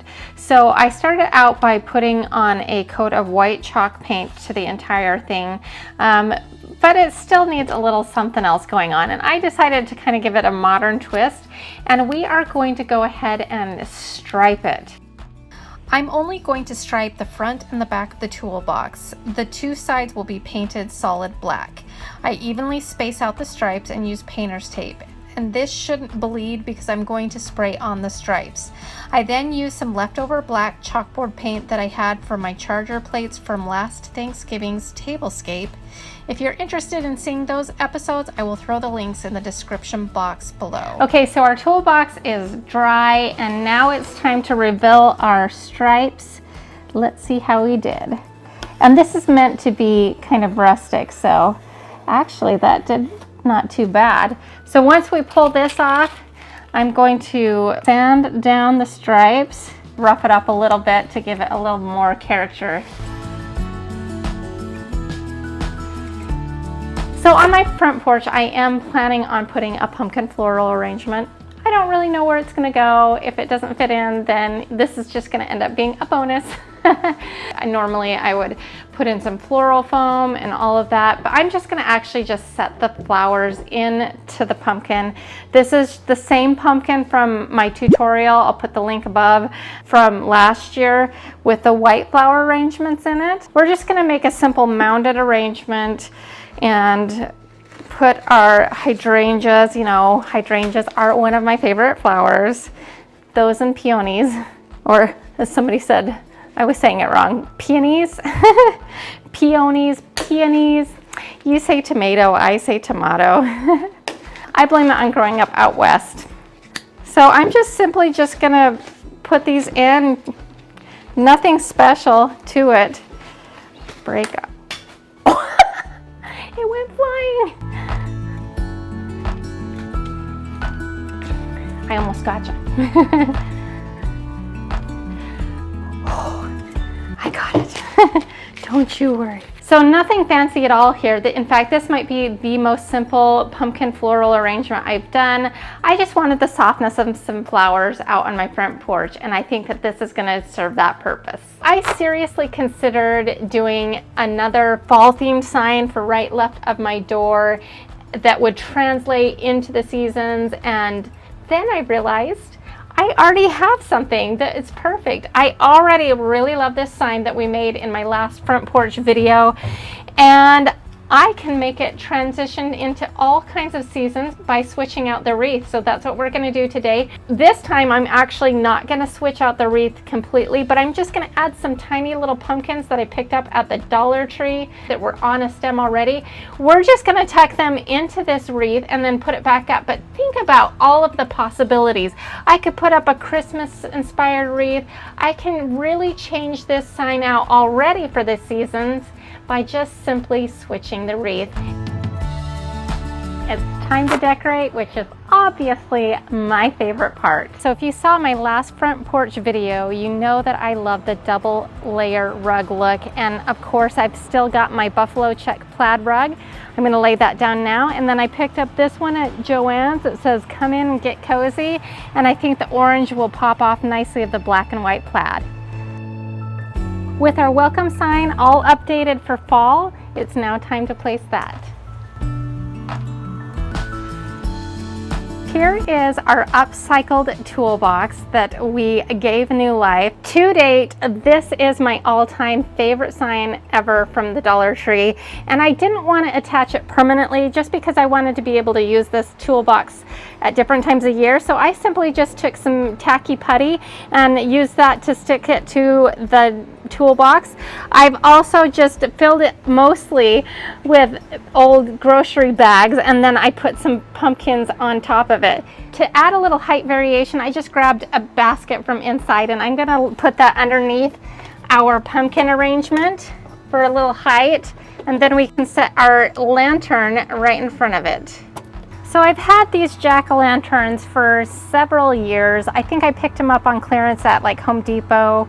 Now when Halloween passes and it's time for Thanksgiving, I can just remove the jack-o'-lanterns and the look is still good. I've got our cute decoupaged pumpkins from the Hurricane Pumpkin episode, but they are gonna look so cute on this porch. Our last but not least element is our pumpkin wreath from the Ultimate Fall Wreath playlist episode. We're gonna hang that now. It's blue skies, right? Yeah, only in Florida.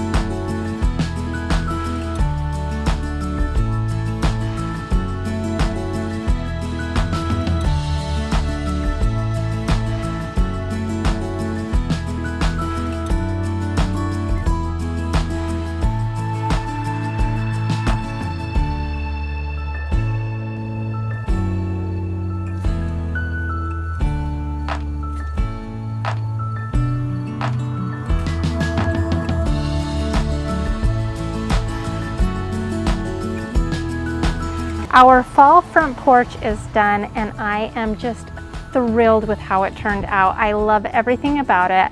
I love all of the pumpkin accents. I love the Ray Dunn inspired items. I love the buffalo check. It just screams fall in the grandest possible way. This is the look that will get us through Halloween, and then if we just remove the jack-o'-lanterns, it will carry us into Thanksgiving. So I'm really thrilled with this look. I feel like it's really on trend. It's really a designer look. Today I have something very special planned. I am doing a Sonoma plate dupe of this one right here. Their Friendsgiving plate collection. I'm really excited about it because you know me, I love to do designer knockoffs, and we're going to be doing ours for just over $1 a plate, and the originals are around $7 a plate, which in fairness to Williams-Sonoma is actually a pretty decent price for them, because normally I've seen some of them get upwards of $12 to $15 for a salad plate. So $7 a plate is actually a pretty good price for Williams-Sonoma, but we're gonna do better. Have you noticed this little elephant in the room right here? I have been looking forward to this day for a long time. Cricut. After a lot of research and a lot of due diligence on my part, I felt like Cricut was the right fit for me. So I actually reached out to them, and I have teamed up with Cricut, and they have sent me a machine to try out. I have never used a vinyl cutter in my life. I actually can't believe I've made it this long in life without buying one of these. I've been wanting one for years, and it felt like there's always something higher on the priority list, but I have a feeling that I'm gonna wish that I just splurged a long time ago. I am really excited about this. And for those of you who don't have a Cricut yet, I'm gonna have an option for you as well. I have a feeling that using this Cricut machine is gonna make for an even better dupe. So let's open it up. You guys are gonna find out what color it is before I am, probably. Oh, it's pretty. This is secretly the color I was hoping for. So I was telling my husband about all the things that I could do with this, because he's always ordering vinyl lettering for his cars. He said to me, if I knew you could do all these decals with this for my cars, I would have bought you one a long time ago. Ladies, that's a little tip for you if you want your man to buy you one. This color is pretty. I'm doing my craft room upstairs, and this is one of the colors that's already in there. This is almost exactly the color of my walls upstairs. I think there's a button. I think we need to, ooh. That is amazing. That opened so gracefully. I'm gonna play around with it for a second, and then we're gonna design a stencil for our plates that we are knocking off. I am so excited. So after installing my Cricut software and fiddling around with it a little bit, I figured it out. It's not too hard. For those of you who can't fit a Cricut into your budget yet, hang on with me. I haven't forgot about you, and I will tell you how you can also get a similar look. After you download the Cricut software and set up an account, you're going to start out by opening a new project. I had already preloaded the text image for our knockoff, which I had done on Canva prior, but you can actually just do it right within the Cricut workspace. The font name is Delato de Stato. I don't know if I pronounced that right, and it's off of defont.com. I will link it in the description box below. This is not an exact match for the original font, but it's very close, and I really like the font. I will also be putting the printable for what I used in the description box below, so if you want to just use that instead, feel free to, or go ahead and create your own in Cricut workspace. So once you have your font or any image in there, go up top where it says fill and select no fill. Since this will be a stencil, because we are using it on the back of a glass plate, this image needs to be reversed. Then go to shapes and select square and unlock it on the bottom left hand corner so that you can turn it into a rectangle. Use the green directional button to shape it to the size you want to fit behind our words, which are thankful and grateful, just like the inspiration plates. Make sure you send it to the back. Then go ahead and duplicate the same image and put it behind the other word. Then click on your rectangle and hit shift and hold it down while you hit the word. And then you're going to hit slice at the bottom of the screen, and that will break everything apart. Then you're just going to click on the words and pull them out and hit the X button to delete them. You will do this until all that is left is your shaped rectangle with your words in it. Then you can duplicate these and fit 4 on a 12 by 12 page. After you duplicate them, you can highlight them and hit attach so they're all linked together. Then go ahead and adjust the size, making sure that you take up as much space as possible up to 11.5 inches. That way you can cut stencils for all 4 plates at once. When you're done designing, go ahead and click the green button that says Make It. Now we're going to cut our stencils. So it really doesn't matter whether you use a stencil vinyl or just removable vinyl, and so I've just decided to go ahead and use removable vinyl. Sorry about the way I talk. I just got back from the dentist and I'm still a little numb. We are going to start out by peeling back the plastic protective layer of our mat. Then we're going to place our removable vinyl down on the mat, making sure it is nice and smooth. Now go to your machine and hit the open button and it will pop open so nice and smooth. Now we're going to load our mat by lining it up with the wheels and hitting the load button and just giving it a little extra nudge as you push it in. Then you're going to hit the C button and then the magic happens. It starts to cut your stencil, which will blow your mind. It's so precise and it's kind of mesmerizing, but it does take a few minutes. Now we're going to do a process called weeding, where we get rid of all of the parts of the stencil that we are not going to use. Just get rid of it, toss it. Then you're going to need some transfer tape. You put this right over the top of the stencil. Hopefully you do this a little more smoothly and gracefully than my first couple of attempts. I did get better at it. Then you remove all the backing and then we are ready to put it on our glass plate. The first thing we need to do with the plate is make sure that it is really clean. If you need to use a little rubbing alcohol to make sure that there is no spots and no fuzzies. Then we're just going to stick the stencil right on top of the plate, smoothing it out to the best of our abilities and make sure that it wraps around. If it overlaps on the edges, that's okay because that's how the original was as well. Then we're just going to use a little blue tape or masking tape, whatever your preference is, and mask off the rest of the plate so the only part that is exposed is the words. In the inspiration plates, the lettering is gray, so I just end up using some primer that I had on hand already and spraying that on. That is not what I'm going to be using on my table.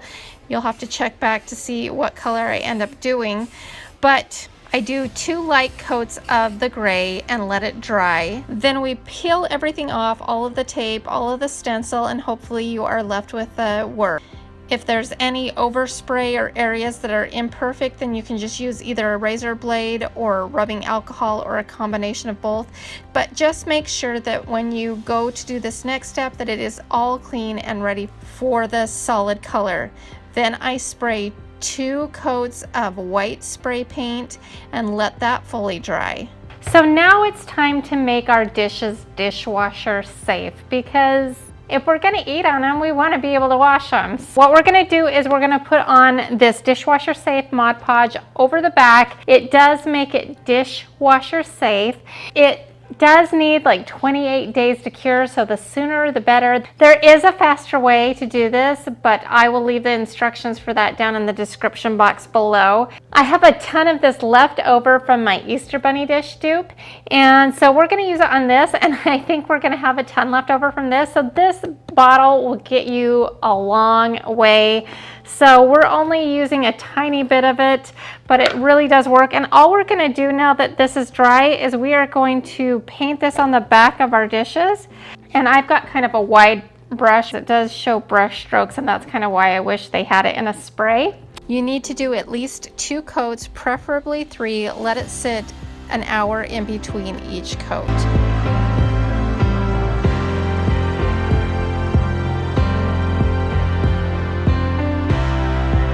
Our Williams-Sonoma knockoff dishes are done, and whether or not they're a great match, you'll have to let me know in the comment section below. But it doesn't matter because I think these are so cute. I'm in love with them. They were like around $2 a plate. That's a savings of about $5 per plate, and that adds up really quickly when you're doing a whole tablescape. So these would make wonderful gifts to give to your guests when they come to your house for Thanksgiving. Plus, they are going to be washable. These will be dishwasher safe. What do you think? I am so happy with them. Now on my Thanksgiving/Friendsgiving table, I'm going to be doing black just because I think that it's gonna pop a lot more than this. But for the sake of the dupe, I did the gray. But just think of the possibilities. You can do any color you want. And on the note of possibilities,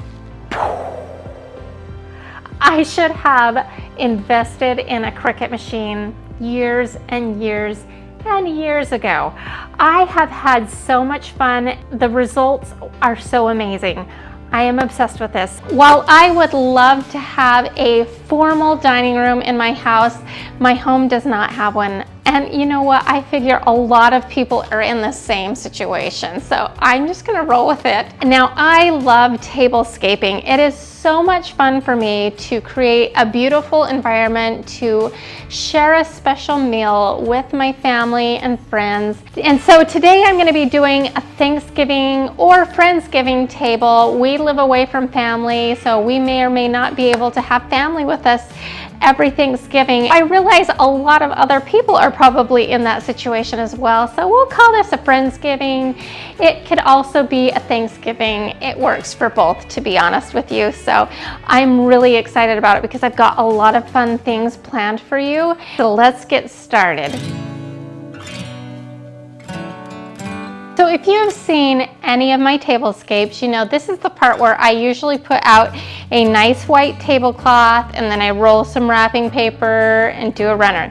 Well, we're doing things different this time, and so this time I am leaving the wood table exposed. It's beautiful and I think it will add to our tablescape. Next time I'll probably break out the tablecloth, but this time we're shaking things up. I wanted to do a whole bunch of greenery on my table, but I wanted to protect the wood a little bit from all of that greenery. I already had this white contact paper on hand that I used in my chandelier makeover. If you haven't seen that episode, I highly recommend it. So this is free. It's gonna work for what we're doing. So I'm just gonna roll it out. And this is really just to kind of protect my table, as well just add a little pop of color and contrast. All right, so I have this beautiful basket that I got on clearance from Hobby Lobby, and I'm just gonna put that in the center of my table. Make sure that the runner is straight. And this is just to add some texture, and because it's Thanksgiving, it kind of gives that bountiful basket feel. Now, I have a giant assortment of greenery. Now, some of this is silk and some of it is real. The magnolia leaves are real. You don't have to use silk. I just went around my house and gathered up all the greenery that I hadn't done anything with yet. Go outside and collect a whole assortment of greenery. Fresh is awesome. I just got these magnolia in my neighborhood and I just love magnolia. And we're just gonna mix it all together and just create a nice bedding of greenery. But before we put our greenery in, I am going to take our magnolia dupe cake stand and I'm going to just place this on the center. You'll see what I'm going to put on it in a second, but at least we'll have that set and we can kind of build from there.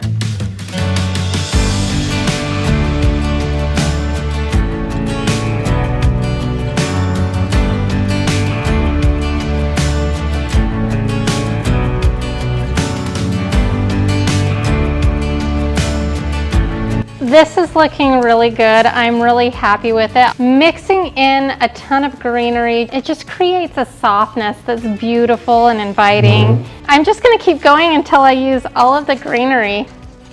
I think we're about done with this part. I'm just gonna do a little cleanup from all of our clippings and then we're gonna move to the next step.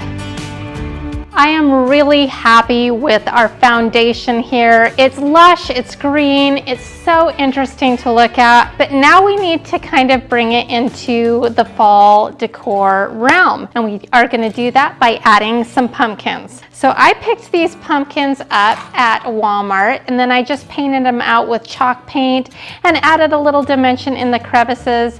They are so beautiful and I am not exactly sure how we're gonna do them, but I think we are gonna just play around a little bit and see how we like it. So I might put these ones on the ends here, this one, and then I have a whole bunch of tiny pumpkins that we're gonna add. an assortment of new ones as well as old ones from last year. So, and that's what you can do is you collect over time and then you can create a beautiful tablescape. Just nestle them in wherever you see a little spot and just add it till you think it looks good. Now these little guys are from the Target dollar spot last year. They match my chairs, so we're gonna tuck a few of them in.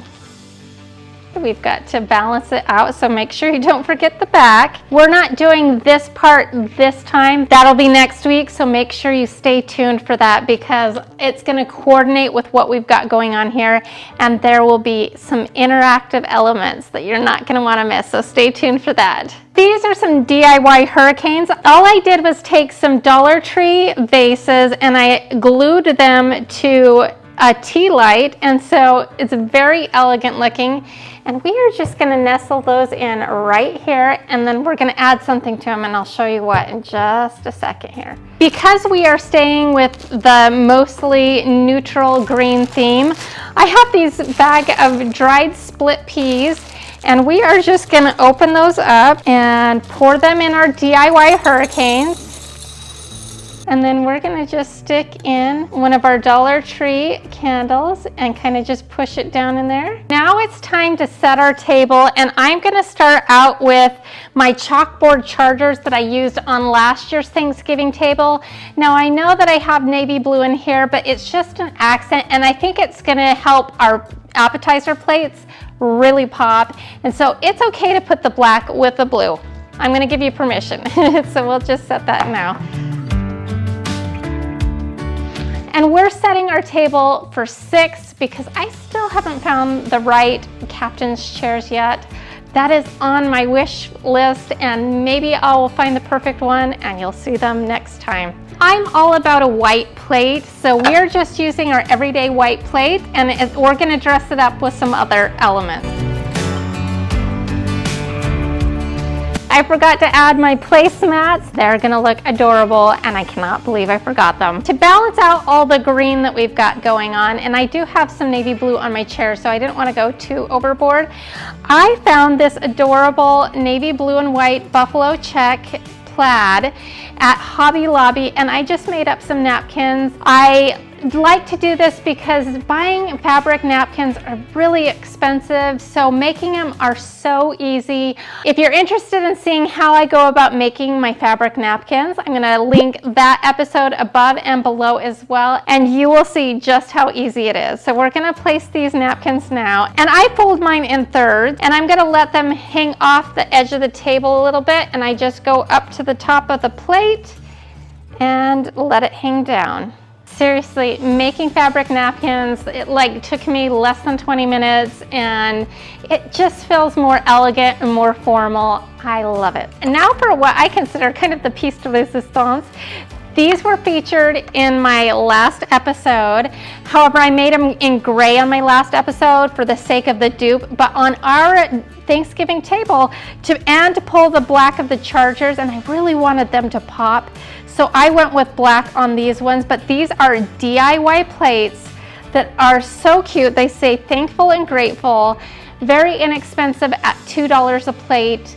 Now, if you don't want to make some, there's some similar ones at Walmart, and they're cute. I just really like these, and they make a great gift for your guests and a great conversation starter. So we're going to place these.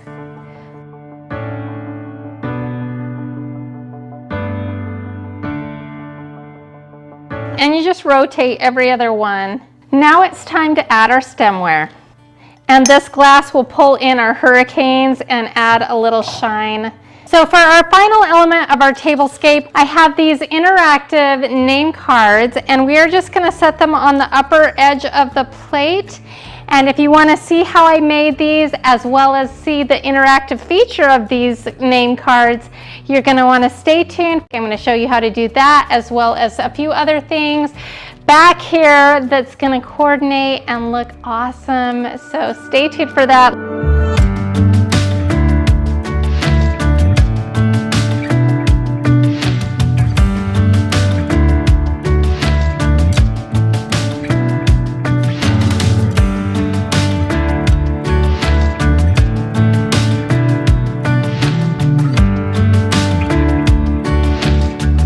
Our fall tablescape is done. This would be perfect for your Thanksgiving dinner or a Friendsgiving dinner, depending on your situation.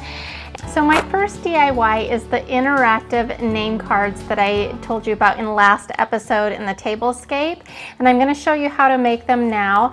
And I'm going to show you how to avoid a pitfall that I had because I messed up on my first attempt. I'm going to show you a little trick to try to avoid that on your own. So the front side is going to have the guest's name, and on the back side is going to be chalkboard painted.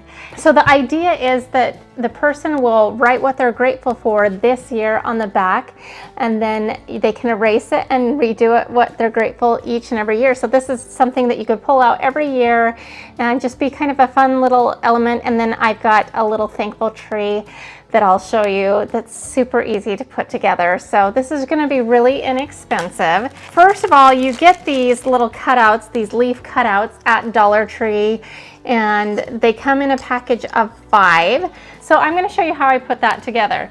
So I actually used my Cricut, but you don't have to do that. You can freehand the name on the front with a paint pen or even a permanent marker. But I'm going to be using a stencil that matches the font on the plates. And I had an oopsie-daisy, and I'm going to show you how to overcome that oopsie-daisy. So let's go onto the computer, and I'll show you how I designed this on Cricut Workspace. Start out by typing in your guest's name. The font I used that matches the font on our DIY Williams Sonoma Friendsgiving appetizer plates is Delato de Stato off of dafont.com. To easily find this in the Cricut Design Studio is simply by searching the font name up top after you've installed it on your computer. Once you have the font you want, adjust the size. I made mine about 3/4 inch tall. Place a rectangle behind each name. To cut your stencil, make sure you select no fill option at the top. Then drag the 2 layers of each name out of your rectangular stencil and delete them, leaving you with your stencil to be cut, and hit Make It. Make sure you are connected to the machine and follow the prompts. Make sure you use removable vinyl or stencil vinyl. Now, if you don't have a Cricut machine yet, no worries. You can easily print out your names and either do the image transfer technique or graphite paper transfer methods you have seen me do on here before. Or you simply can take a paint pen and freehand your guest's name as well. Before you apply your stencil, I sprayed one side of the leaves in black chalkboard paint and allowed that to dry. Then apply your stencil as seen and use painter's tape to tape off any areas that are not covered by the stencil. To avoid your paint from bleeding, as happened to me in my first attempt, you can either seal the whole leaf or spray sealer to seal the edges. I think Mod Podge could also work for this step. Then spray paint with a little more of your chalkboard spray paint and just add the twine that already comes with the package to the top to hang them from. So for my next DIY, I am going to be making a menu board for my buffet table that will just have the menu of what we're eating for Thanksgiving. I've already made the vinyl right here. I didn't do the best job ever getting the transfer tape on it. So how are we going to do this? The other day when I was doing my tablescape, I looked at this board right here, and I got this on clearance at Michael's for really, really cheap. And I don't know if this is like called a bread board or a pizza board or a charcuterie board. Whatever it is, it's meant to be decorative. Well, I was looking at the shape of it and I'm like, that kind of looks like a pumpkin. Not even an hour or so later, somebody commented on the video and said, hey, did you DIY that pumpkin? Well, it's not a pumpkin, and I didn't DIY it, but we are going to DIY it right now. So what I was thinking is that we would just flip it around. I thought we would turn this into a menu board, but I want it to be completely temporary, so this is not going to be permanent. So I picked up some of these command hooks right here, and what I was thinking is we would just attach them to either side, and then I have this wooden dowel. We'll cut it down to size, and then I picked up this craft paper at Michael's. You could probably get away with using some parchment paper if you're able to find it, and it will kind of depend on the size of your board if it will work work or not. We'll hang the parchment on the back of this. We will attach this menu. Then I picked up a package of these burlap leaves at Dollar Tree. This was already on this twine, so I'll just leave that there. But I thought that we could put on this burlap leaf to kind of make it look even more pumpkin-y. So let's get putting this together.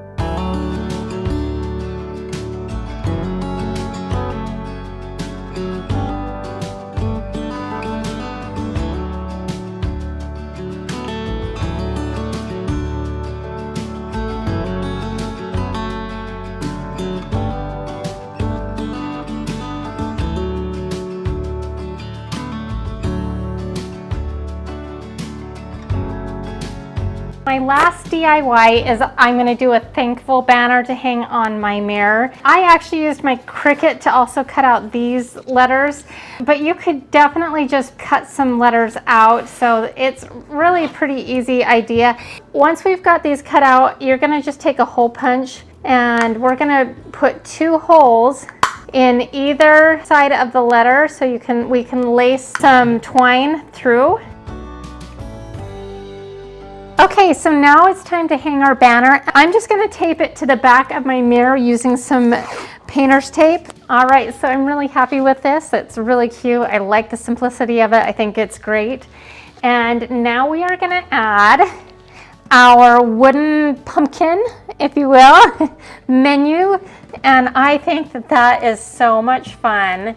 Now, the way you would do this if you don't have a Cricut is just you could just make up a menu, print it out, and then glue it on, or you could also freehand it, and that would be perfectly fine as well. But I'm really happy with this, and again, this is all removable. All right, next up is our little thankful tree. And all I did here was cut off some magnolia branches that will really tie into our tablescape. And I did leave some magnolia leaves because I liked the greenery of it, but you could definitely use just empty branches. Now for the interactive part. So people can take their name card from the dinner table, and on the front is their name, and on the back is a chalkboard. And right on the back, you can take a piece of chalk, or in my case, I have a liquid chalk marker here, and you can write something that you're grateful for this year, and then you can reuse it again next year, because you can just simply erase it and next year reuse it. So it's something that you could use every year and could really become a family tradition. Then we'll hang it on our tree. Such a fun interactive element for your family, for your guests. Now again, all I did was cut out the branches and add some split peas and put it in a vase, and that's what's holding it, and that also ties in with our tablescape. Now it's time to fill it in a little bit, and I'm going to start out by putting a stack of books that have been covered in like a craft paper, which actually ties in nicely with our menu. We'll take our pumpkin topiaries, so we'll put that on either side. Next up, I have this beautiful pie dish that I got from Michael's last year on clearance. It was a really great price, and it kind of has that matte black, kind of like the finish that's on the chalkboard charger, so that really pulls our tablescape over to here. And then we're going to use the other magnolia cake stand that we have. Remember, we have the other one on the centerpiece, and we are just going to kind of nestle that right into here. All right, so to pull in our centerpiece, I've kind of mimicked a smaller version here. We've got another basket with some chalky green pumpkins and mixture of greenery. And we made this sign along with the Magnolia Home knockoff cake stands a while back, and we're just gonna tuck that into here. So I've had a few concerns about where I'm gonna put my food table. So now I've got this, and there's no food on this one, and no room for food on my dining room table. I figured the dining room table doesn't really have enough room for all of the Thanksgiving food anyways, so I set up a separate table just for food. People can come and go and get as much as they like, and so there's no worries.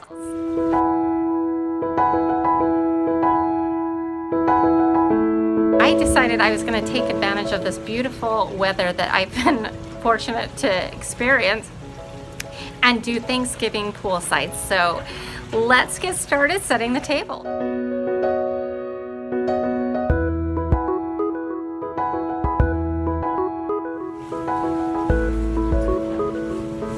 Okay, so for one of the goals of my tablescape, I want to add texture. It's going to be all about texture. So one of the ways I'm doing this is through layers. So I've got my white tablecloth on already. Now I have just simply taken some wrapping paper and run it across, and now I'm going to add another layer. Okay, so I've got a burlap runner that I've just notched out like this, and this is going to add yet another layer of texture.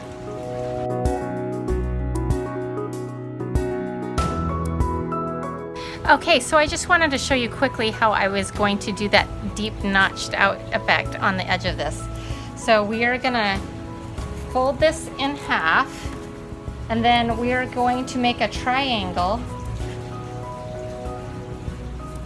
and that's gonna be our V. And then we are simply going to cut down this. And voila, we have a deep notch. Okay, so for yet another layer of texture, I'm going to add the chargers that we did in our last tutorial. Now the plates.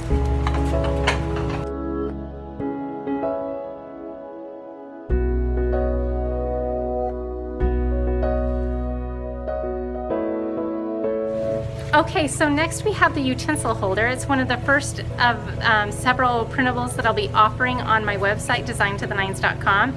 This is going onto the table next, and it will add yet more texture. Okay, so this is shaping up to be a really cute table so far. I'm really excited about it. So next up is my next printable that I'll be offering on my website, and it says, "Today I'm thankful for," and the idea behind this is that you can write something that you're grateful for on the back. And then I have another big printable of a tree and with empty branches that everybody can just write something that they're grateful for, tape it to the tree, which I'll show you later, and it's a gratitude tree. So, and then I'm going to be pairing it with a white pumpkin that I got from Target. So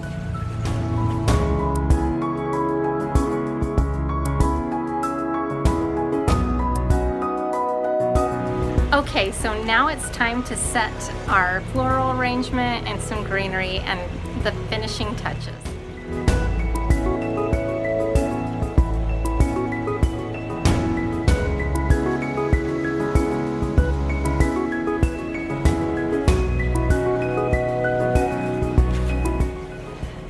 This is looking good. Here is my beautiful Thanksgiving table.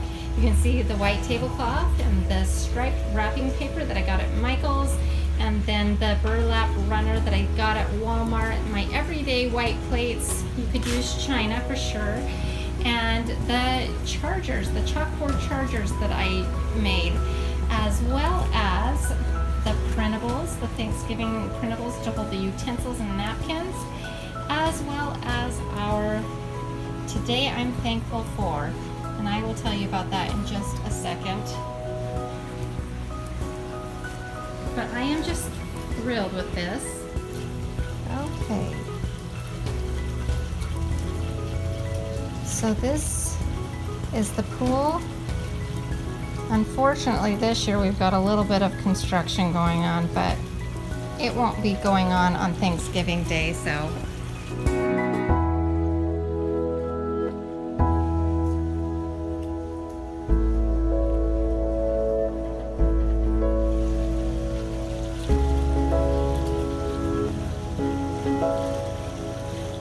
Okay, so this is my blessing tree, or gratitude tree, I guess you could say. And I'm very excited about this printable. It's going to be available on my website. And the idea of it is that each person will get this on their plate. It says, "Today I'm thankful for." and they get to put something on the back that they're grateful for, or in the front, wherever they'd like, and then put it on the gratitude tree. So while I'm at it, I just wanted to tell you what I'm grateful for. And I'm grateful for my family and good friends. And I'm also very grateful for you and your support. So I'm going to put that on my gratitude tree as well. Okay, so here's the Happy Thanksgiving banner that will be available on designedtothenines.com. And there you have it, my take on a poolside Thanksgiving dinner. I hope that it gave you some inspiration for your own Thanksgiving table. All of the items here are less than $50. Most of them I can reuse other areas or again next year, so it was very affordable. If you would like down below to tell me something you're grateful for, I'll go ahead and stick it up on my gratitude tree. So for more great tutorials, make sure you subscribe to this channel below. Say that.